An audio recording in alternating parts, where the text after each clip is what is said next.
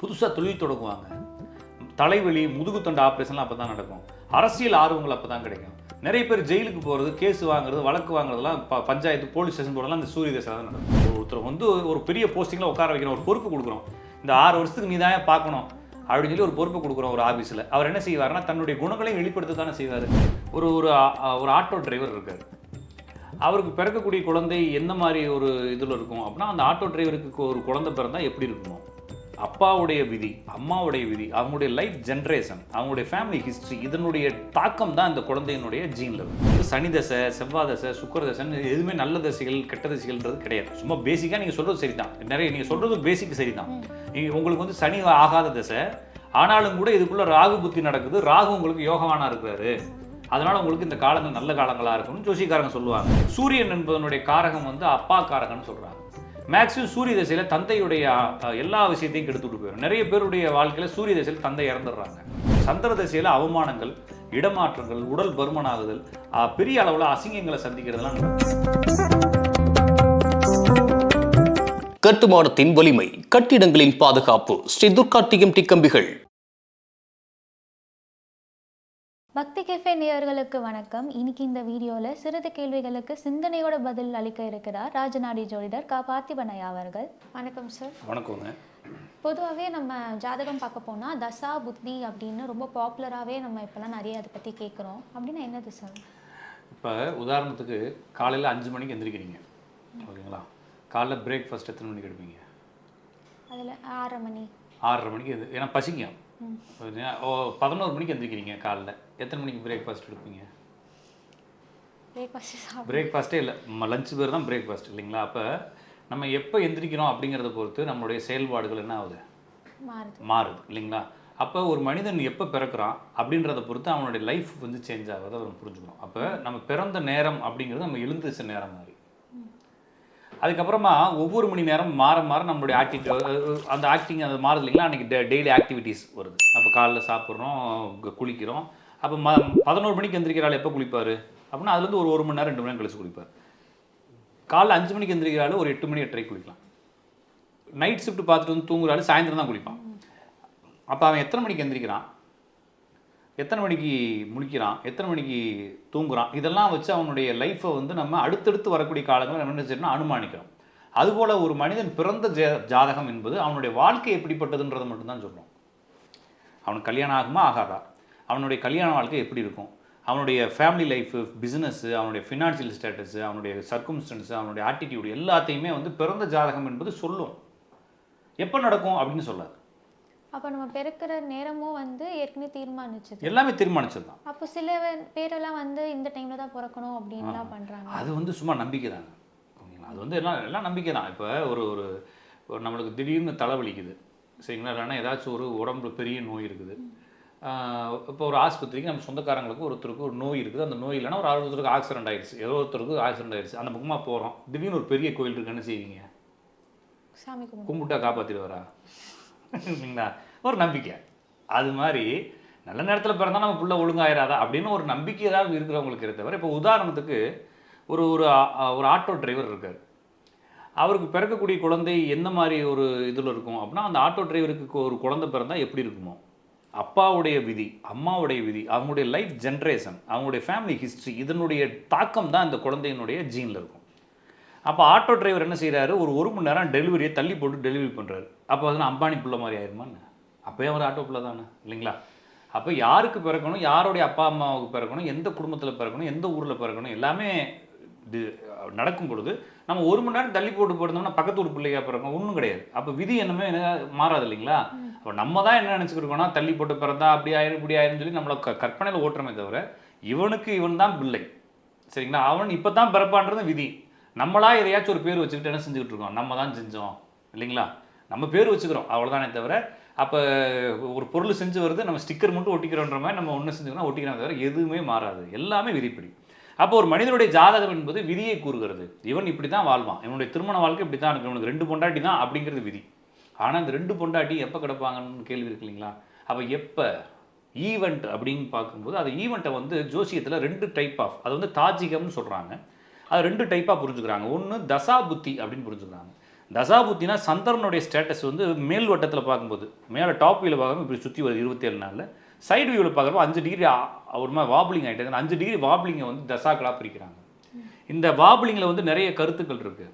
இப்போ வந்து மொத்தம் 32 வகையான தசாபுத்திகள் இருக்குது. இப்போ நம்ம ஊரில் பயன்படுத்தக்கூடியது விம்சோத்ரி தசா, 120 ஆண்டு காலங்களை தசா காலங்களாக பிரித்து, ஒரு மனிதனுடைய வாழ்க்கையை 120 ஆண்டு காலமாக பிரித்து அதில் என்னென்ன தசாக்கள் எப்பப்போ நடக்கும், அதில் என்னென்ன நடக்கும் அப்படிங்கிறத தெரிஞ்சுக்கிறது இந்த தசாபுத்திகள். இது வந்து என்னென்னா ஒரு மனிதனோட லைஃப் எப்படி ட்ராவல் ஆக போகுது, ஃபஸ்ட்டு அவன் என்ன தசால பிறக்கிறான்னா அந்த அந்த அந்த ஜாதகத்தில் சந்திரன் என்ன நட்சத்திரத்தில் உட்காந்துருக்கோ அந்த நட்சத்திரத்தினுடைய அதிபதி தான் அவருடைய தசாநாதனாக வருகிறார். இப்போ உதாரணத்துக்கு ஒருத்தர் மக நட்சத்திரத்தில் பிறக்கிறார், மகத்தினுடைய அதிபதி கேது, அப்போ இவர் கேது தசையில் பிறந்திருக்கிறார்.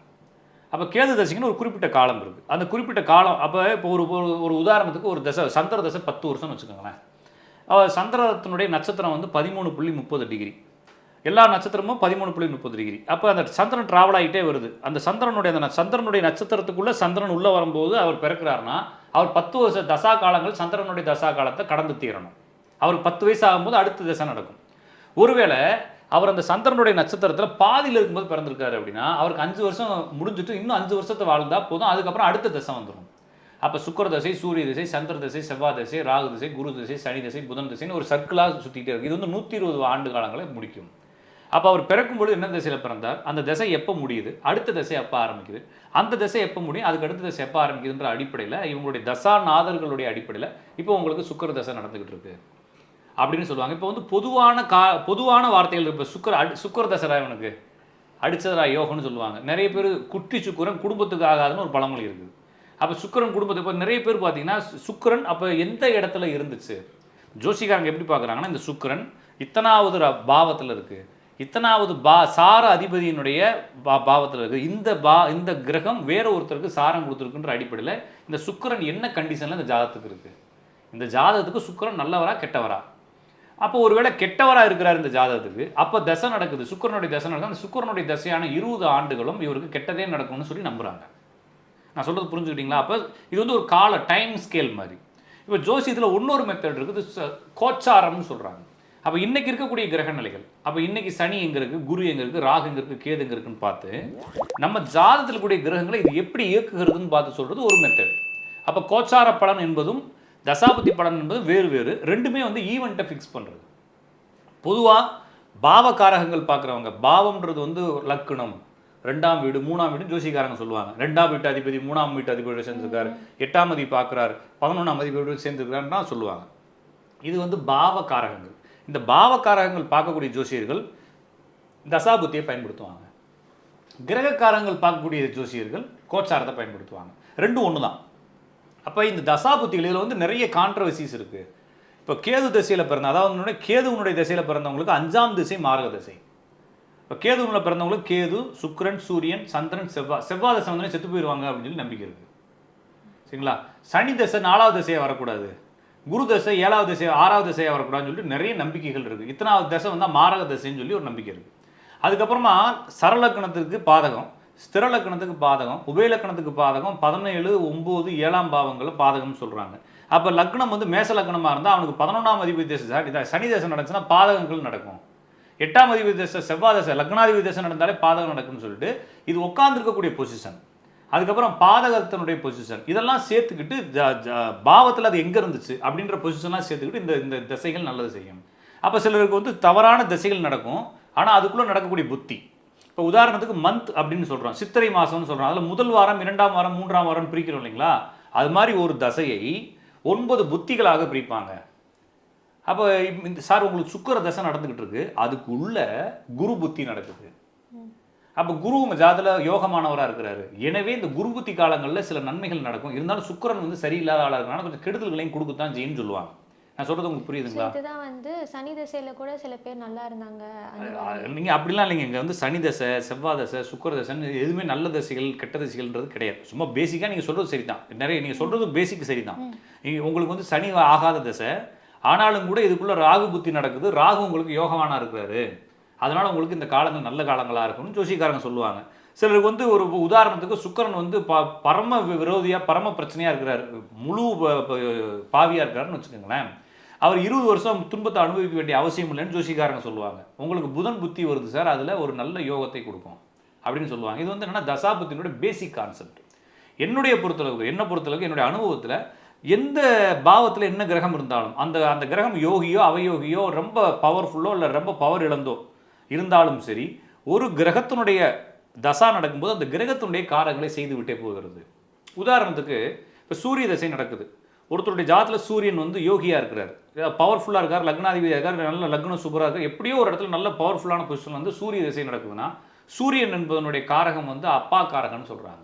மேக்ஸிமம் சூரிய தசையில் தந்தையுடைய எல்லா விஷயத்தையும் கெடுத்துட்டு போயிடும். நிறைய பேருடைய வாழ்க்கையில் சூரிய தசையில் தந்தை இறந்துடுறாங்க, அல்லது தந்தையினுடைய தொழில்கள் பறிபோகுது, அல்லது தந்தைக்கு ஏதாவது ஒரு உடல் அமைப்புகளில் பிரச்சனை கொடுக்குது, அல்லது தந்தையை விட்டு மகன் பிரிந்து விடுகிறார்.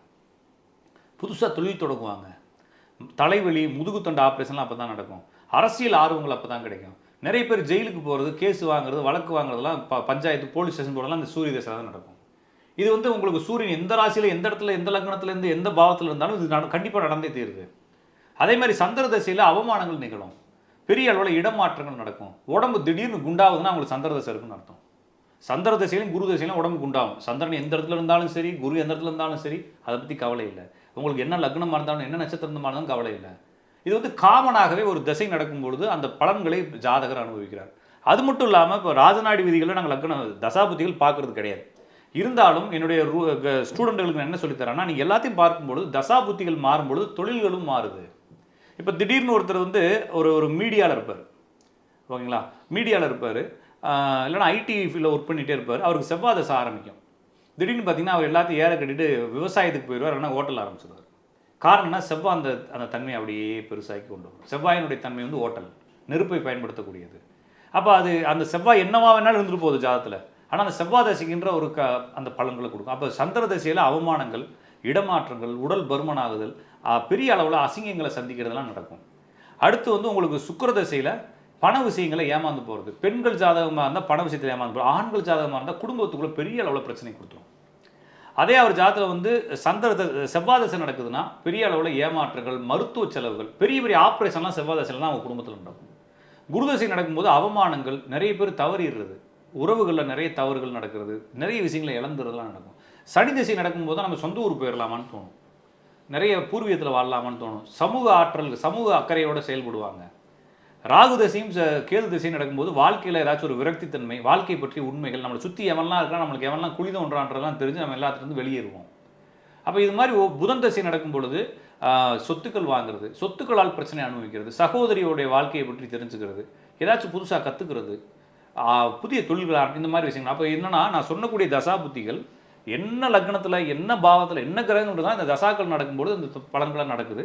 இதனுடைய நெகட்டிவும் கண்டிப்பாக நடக்கும். சார் இந்த கிரகம் நீங்கள் சொன்ன இது சரிதான், இப்போ செவ்வாய் தசை நடக்குது, செவ்வாய் எனக்கு யோகியாக இருக்கார் சார், சூப்பரான இடத்துல இருக்கிறார் சார் அப்படின்னாலும் உங்களுக்கு வழக்கு வரும். யோகி அவயோகின்னு சொல்கிறீங்க, இது வந்து நிறைய ரூல்ஸ் இருக்குங்க. இப்போ யோகின்றது நான் ஒரு மாதிரி சொல்லுவேன், நிறைய ஒவ்வொரு ஜோசியக்காரங்களும் அவங்களுடைய அனுபவத்தில் இந்த கிரகங்கள் யோக கிரகங்கள்ன்றதை கண்டுபிடிச்சி வச்சுருக்காங்க. ஒவ்வொருத்தவங்களும் யூனிக்காக நிறைய ரூல்ஸ் வச்சுருக்காங்க. நான் சொல்கிறது என்ன ரூல்ஸில் நீங்கள் கண்டுபிடிச்சாலும் சரி, உலகத்தில் கூடிய எந்த மெத்தடில் நீங்கள் அதை யோகின்றதை கண்டுபிடிச்சி, யோகமான கிரகன்றதை கண்டுபிடிச்சி அதை யோக செயல்களை செய்யும் நீங்கள் நினச்சாலும் கூட செவ்வாய் திசையில் வழக்கு வரத்தான் செய்யும். செவ்வாய் திசையில் ஏதாச்சும் ஒரு அறுவை சிகிச்சை குடும்பத்தில் நடக்கத்தான் செய்யுது. செவ்வாய் திசையில் ஏதாச்சும் ஒரு மருத்துவ செலவுகளையோ நண்பர்களால் ஏமாற்றங்களையோ கடன் பிரச்சனைகளையோ கொடுக்கத்தான் செய்யுது. அப்போ இது நடந்தே தீருது. சூரிய தசை வந்தால் அப்பாவுக்கு பிரச்சனை கொடுத்தே தீருது, வேறு வழியே இல்லை அப்படிங்கிற அளவுக்கு பிரச்சனை கொடுக்குது. அப்போ நீங்கள் இந்த இடத்துல வந்து பாவக ரீதியாக இந்த தசாபுத்தியில் ஹேண்டில் பண்ணாலும் கூட பொதுவான தசாக்கார பலன்களையும் கொடுக்கத்தான் செய்யுது. எனவே இந்த தசா பலன்கள் என்பது மொத்தமாக போட்டு குழப்புறதுக்கு ஒன்றும் இல்லை. அதே மாதிரி இந்த தசை வந்ததுனால உங்களுக்கு ஒன்றுமே இல்லை, நீங்கள் எல்லாம் சும்மாவே இருக்கணும்னு சொல்கிறதுக்குலாம் ஒன்றும் கிடையாது. தசைக்குள்ளே புத்தி இயங்குது இல்லைங்களா, சுய புத்தின்னு ஒரு வார்த்தை இருக்குது. அப்போ அதாவது எல்லா தசைகளும் தனது புத்தியிலேயே ஆரம்பிக்கும். இப்போ சூரிய தசை ஆரம்பிக்குதுன்னா சூரிய புத்தியிலே தான் ஆரம்பிக்கும். அப்போ சுய புத்தியில் மட்டும் கொஞ்சம் தொந்தரவுடையான தசையும் அதே, புத்தியும் அதே, அந்தரமும் அதே. அப்போ புத்தியை 9ஆக பிரித்தா அந்தரம், அந்த அந்தரத்தை 9ஆக பிரித்தா சூட்சமம். அப்போ ஒரு விஷயத்தை வருஷமா, மாசமா, வாரமா, நாளாக பிரிக்கிறோம் இல்லைங்களா ஒரு விஷயத்தை. அப்போ இன்றைக்கி நீங்கள் என்றைக்கு வரணும் அப்படின்னா 2025 8வது மாதம் 3rd வீக், அப்போ 23ஆம் தேதி இல்லைனா 18ஆம் தேதி வாங்க அப்படின்னு சொல்கிறோம் இல்லைங்களா. அது மாதிரி இந்த ஜாதகத்தில் வந்து இந்த தசாவில், இந்த புத்தியில், இந்த அந்தரத்தில் இந்த விஷயங்கள் நடக்கும் அப்படின்னு சொல்கிறாங்களே. இந்த தான் வந்து அந்த வந்து ஈவெண்ட்டு ஃபிக்ஸ் பண்ணுறது. அப்போ நான் என்னென்னா, ஒரு ஜாதகம் என்பது அது நிலையானது. அவருக்கு இப்போ நான் இன்றைக்கி ஜாதகம் போட்டாலும் நாளைக்கு ஜாதகம் போட்டாலும் அதே தான். ஆனால் தசாபுத்திகள் மாறும். அப்போ தசாபுத்திகள் போலவே கோச்சாரங்களும் மாறும். இன்றைக்கி கிரகங்கள் வேறு, நாளைக்கு கிரகங்கள் வேறு. அப்போ கோச்சார பலன்கள் சொல்கிறதா தான் தசாபுத்தி தேவையில்லை. தசாபுத்தி சொல்கிறதா இருந்தால் கோச்சார பலன்கள் தேவையில்லை. இருந்தாலும் நான் ராஜநாடியில் கோச்சாரங்கள் தான் சொல்கிறோம், தசாபுத்திகள் பயன்படுத்தலை. இருந்தாலும் தசாபுத்திகள் சில மாற்றங்களை கொடுப்ப அடிப்படையில் நம்ம பேசுகிறோம். அப்போ ஜாதகம் என்பது நிலையானது. உங்களுடைய வாழ்க்கை எப்படிப்பட்டது? நான் வந்து கலெக்டர் ஆவேன் அப்படின்னா ஜாதகத்தில் இருக்கும், சரிங்களா? ஆனால் எப்போ கலெக்டர் ஆவேன் அப்படின்றது தசாபுத்தியிலோ அல்லது கோச்சாரத்திலும் கண்டுபிடிக்க முடியும். எனவே நீங்கள் புரிஞ்சுக்க வேண்டியது தசாபுத்தினா டைம் மேனேஜ்மெண்ட், டைம் ஈவெண்ட்டை ஃபிக்ஸ் பண்ணுறது, ஈவெண்ட்டை புரிஞ்சுக்கிறதுக்கான ஒரு கணிதம் அப்படிங்கிறது தசாபுத்தியை புரிஞ்சுக்கலாம். சில திசைகளில் சில பேர் வந்து சிலதெல்லாம் பண்ணக்கூடாதுன்னு இருக்குது, அந்த மாதிரி ஏதாவது குறிப்பிட்டு இருக்கா சார்? அதாவது வந்துங்க, இப்படி குறிப்பிட்டு எதுவும் இல்லை. ஆனால் ஜோசிகாரங்க என்ன சொல்கிறாங்கன்னா, அந்த மாரக திசைன்னு சொன்னேன் இல்லைங்களா, 2ஆம் வீட்டு திசை, இப்போ நான் வந்து மேச லக்னம் அப்படின்னா 2ஆம் வீடு வந்து ரிஷபம், ரிஷபத்தினுடைய அதிபதி சுக்கிரன். அப்புறம் சுக்கிர திசை வந்தால் மாரக திசைன்னு சொல்கிறாங்க. ஏன்னா 2ஆம் வீட்டை மாரகம்னு சொல்கிறாங்க, பாதகம்னு சொல்கிறாங்க. அப்போ இந்த இடத்துல வந்தால் இவன் செய்யறது எல்லாமே வீணாக போயிடும். எதை தொட்டாலும் விளங்காமல் போயிடும். இந்த ஒரு படத்தில் கால் வச்சிடலாம் கண்ணி விடின்ற மாதிரி வீணாக போயிடும் அப்படின்னு சொல்லி இப்போ ஜோசிகாரங்க பயன்படுத்துவாங்க. அப்படிலாம் எதுவும் இல்லை. எந்த திசை நடந்தாலும் அதில் தீமை நடந்தே தீரும், எந்த திசை நடந்தாலும் அதில் நன்மையும் நடந்தே தீரும். அப்போ நான் என்ன திசை நடக்குது இப்போ அதை மாற்ற முடியாது. என்ன திசை நடக்குதோ அந்த திசையினுடைய நன்மை மற்றும் தீமை, இதை வந்து திசைன்னு சொல்லலாம், தசான்னு சொல்லலாம், சரிங்களா? திசைனே சொல்கிறாங்க, திசா அப்படின்னு சொல்கிறாங்க. ஏன்னா இது வந்து சமஸ்கிருத வார்த்தை. இது வந்து இங்கிலீஷில் DASA தசா அப்படின்னு சொல்கிறாங்க. அப்போ இந்த ப்ரொனவுன்சியேஷன் கூட தசா இல்லை திசை இல்லைன்னா போர்டு வாங்கிக்க மாட்டேன், அப்படிலாம் எதுவும் கிடையாது. எப்படி வேணாலும் பயன்படுத்தலாம். அப்போ தசா என்பது ஒரு தசா அப்படிங்கிறது அவர் பாதகமோ சாதகமோ எப்படி இருந்தாலும் 2 தன்மையும் வெளிப்படுத்தும்.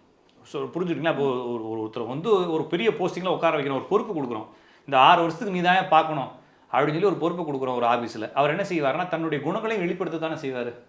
அவருக்கு ஆகாதவன்லாம் போட்டு தாக்க தான் செய்வார்ன்ற மாதிரி அவருடைய குணத்தை வெளிப்படுத்திடுவார். அப்போ இந்த தசா நடக்கும் பொழுது அந்த தசாவுடைய இயல்பு பண்புகள் வெளியே வரும். அப்போ சூரியன் பவர்ஃபுல்லானா நம்ம ராஜநாடியில் அதிகார கிரகம்னு சொல்கிறோம். அப்போ சூரியன் அதிகாரமாச்சுன்னா அப்பாவுக்கு பிரச்சனைன்னு சொல்கிறோம். அப்போ சூரியனுடைய தசை நடக்கும்போது அப்பாவுக்கு பிரச்சனை, சந்திரனுடைய தசை நடக்கும்போது அம்மாவுக்கு பிரச்சனை, செவ்வாய் தசை நடக்கிறப்ப மருத்துவ பிரச்சனை, ஆரோக்கிய பிரச்சனை, கடன் பிரச்சனை, ஏமாற்றங்கள், நட்பு விரோதங்கள், துரோகங்கள், இதெல்லாம் நடக்கும். நான் சொல்கிறது புரிஞ்சுன்னா, ராகுதசை நடக்கிறப்ப உடம்பு பிரச்சனைகள், திடீர் அதிர்ஷ்டங்களும் ராகுதசையில் தான் நடக்கும். ஆனால் திடீர்னு அடித்து கண்டம் பண்ணுறதும் ராகுதசை தான். அப்போ இது மாதிரி தசாபுத்திகள் அப்படின்னு பார்க்கும் பொழுது ஒவ்வொரு விஷயத்தினுடைய நன்மை மற்றும் தீமை எக்ஸ்ட்ரீம் லெவலில் நடக்கும் ஒன்று. அதுக்கப்புறமா நான் சொல்கிற மாதிரி அந்த விஷயங்கள் இப்போ நம்முடைய வருமானம் எப்படி இருக்குது அப்படின்னு பார்க்கணும்னா அந்த வருமானத்தையும் மாற்றும். திடீர்னு ஒருத்தருக்கு சூரிய தசை ஆரம்பிக்கிறப்ப ஒரு அரசியலுக்குள்ளே கால் வைப்பார், இல்லைன்னா ஒரு ஓன் பிஸ்னஸ் அப்போ தான் ஆரம்பிப்பார். ஏன்னா சூரிய தசையினுடைய வேலையை அதை செய்யும். அப்போ நன்மையும் அது செய்யுது, அதனுடைய தீமையும் எக்ஸ்ட்ரீமாக செஞ்சிடும். அப்போ தசாக்கள் நடக்கும் பொழுது அது எந்த பாவத்தினுடைய அதிபதியாக இருந்தாலும், அது நல்லதாக இருந்தாலும் கெட்டதாக இருந்தாலும் 2ஐயும் சேர்த்து தான் செய்யும். எனவே வந்து ஜோசிகாரர் சொல்கிறாரு ரொம்ப கெட்டதாகவே சொல்கிறாரு அப்படின்னா நீங்கள் பயப்படாதீங்க, கண்டிப்பாக நல்லது நடக்கும். ஜோசிகாரர் சொல்கிறாரு ஆகா சார் சூப்பர் சார், இனிமேல் நீங்கள் எதை வேணாலும் செய்யலாம், சரிங்களா, எதை செஞ்சாலும் அது சரியாக போயிடும் அப்படின்னு சொல்லி ஜோசிகாரர் சொல்கிறாரு. நம்பாதீங்க, பஞ்சாயத்தும் வரும். 2ஐயுமே நீங்கள் கவனமாக கையாளணும். அப்போ நீங்கள் எதிர்பார்த்துக்கிட்டு இருக்கீங்க, வெயிட் பண்ணியிருக்கீங்க ஒரு விஷயத்துக்காகனா இந்த தசா வந்துச்சுன்னா நல்லது. ஆனால் அதில் கொஞ்சம் கவனமாக இருக்கணும். எந்த தசா வந்தாலும் அந்த காரகங்கள், இப்போ உதாரணத்துக்கு சுக்கர தசை ஆரம்பிக்குது, நீங்கள் வேறு ஒன்றும் இல்லை, கூகுளில் போயிட்டு சுக்கரனின் காரகங்கள் அப்படின்னு அடிச்சிங்கன்னா சுக்கரனுடைய காரகம் என்னென்னலாம் வரும். அப்போ சுக்கரனுடைய காரகம் கர்ப்பப்பைன்னு வருதுன்னு வச்சுக்கோங்களேன், கண் அப்படின்னு வருதுன்னு வச்சுக்கோங்களேன். சுக்கர தசை ஆரம்பிச்சுன்னா என்ன நடக்கும்? அப்போ கண்லேயும் கர்ப்பப்பையிலையும் பஞ்சாயத்து வரும். அப்போ அதில் கொஞ்சம் அவேர்னஸாக இருக்கணும். காசு பணம்னு போட்டிருக்கோம், மதிப்புன்னு போட்டிருக்கோம், செல்வாக்குன்னு போட்டிருக்கோம், ஆடம்பர பொருள்னு போட்டிருக்கோம். இதெல்லாம் வீணாக போக போகுது, இதெல்லாம் வரும், ஆனால் அது வழியாக நீங்கள் மாட்டிக்க போகிறீங்க அப்படின்னு அர்த்தம். அப்போ அந்த விஷயத்தில் நீங்கள் என்ன செய்யணும்? யாருக்கும் காசு வாங்கி கொடுக்கக்கூடாது, கவனமாக இருக்கணும், சரிங்களா? அப்போ செவ்வாயினுடைய காரகங்கள் போட்டிங்கன்னா எலும்பு, மச்சை, ரத்தம், நட்பு, சகோதரன், கணவன் வரும். அப்போ இந்த விஷயம்லாம் பஞ்சாயத்தாக போகுதுன்னு அர்த்தம். அப்போ இதில் என்ன நீங்கள் என்ன செய்யணும்? சும்மாட்டாக இருக்கணும், அவ்வளோதான். வேறு ஒன்றுமே இல்லை. இதை நீங்கள் ஜோசியத்தை நீங்களே கற்றுக்கலாம். நீங்கள் என்ன தசை நடக்கணும் ஜோசிகாட்டை பார்த்துட்டு அதனுடைய காரங்களை கூகுளில் போடுங்க, நன்மை தீமை எல்லா காரங்களும் வரும், எல்லாமே உங்களுக்கு பஞ்சாயத்தாக போகுது, நன்மையும் நடக்க போகிறது. அதில் என்னன்றது நீங்கள் புரிஞ்சுட்டு நடந்துக்கிறது தான் ரொம்ப ஈஸி. இந்த தசாபத்தியில் பயன்படுத்துகிறதோ புரிஞ்சுக்கிறதோ.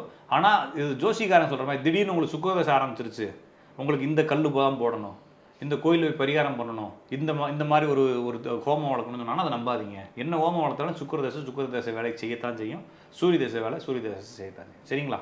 மற்றபடி இதை போட்டு ரொம்ப குழப்பிக்கவோ பயப்படவோ தேவையில்லை. இப்போ ஒரு ஜோசிகார் பாசிட்டிவாக சொல்லிட்டாருன்னா சந்தோஷம், அப்படியே அதை வச்சுக்கிட்டே வாழ்க்கையை மூவ் பண்ணிடலாம். நெகட்டிவாக சொல்லிட்டாருன்னா பயப்படாதீங்க, ஏன்னா எல்லாத்துலேயும் பாசிட்டிவும் இருக்குன்றதை என்னுடைய அனுபவத்தில் நான் பார்க்குறேன், சரிங்களா?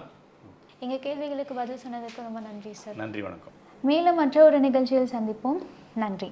இந்த வீடியோ உங்களுக்கு பிடிச்சிருந்தா லைக் பண்ணுங்க, ஷேர் பண்ணுங்க, கமெண்ட் பண்ணுங்க. மறக்காம பெல் பட்டனை கிளிக் பண்ணிட்டு பக்தி கஃபே தமிழ் சேனலை சப்ஸ்கிரைப் பண்ணிடுங்க.